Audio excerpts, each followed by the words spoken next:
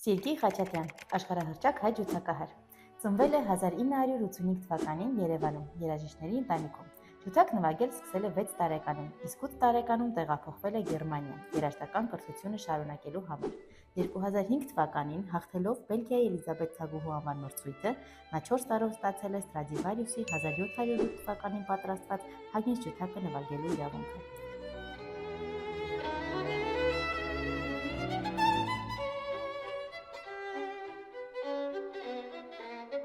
Նրա կատարումները հնչում են Լոնդոնում, Նյու Յորքում, Փարիզում ու աշխարհի ամենահայտնի բեմերում, բայց սիրտը մնում է Հայաստանում։ Մեր պատմական անցյալն ու մշակույթը չենք կարող մոռանալ, առանց դրանց մեր գոյությունն իմաստ չի ունենա, ասել է նա։ Սերգեյը երբեք չի մոռանում իր արմատները, նրա ջութակի հնչյուններում զգացվում է հայ լինելու հպարտությունը եւ հայկական երաժշտության ոգին։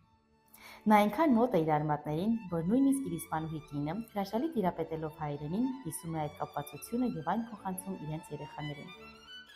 Երբ որ ես սկսեցի հայերեն խոսել եւ սովորել եւ մենք սկսեցինք շփվել հայերեն, ինձ թվում է մի հատ մեծ մշակութական աշխարհը բացվեց եւ ես դրանից հետո հասկացա ինչքան մեծ դեր ունի հայկական մշակույթը քո արվեստի մեջ։ Շնորհակալ եմ, որ